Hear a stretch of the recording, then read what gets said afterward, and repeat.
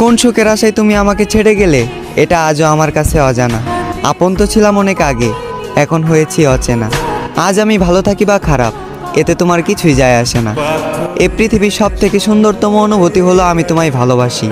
আর এ পৃথিবীর সব থেকে কষ্টদায়ক যন্ত্রণা এটাই যে তুমি আমায় ভালোবাসো না।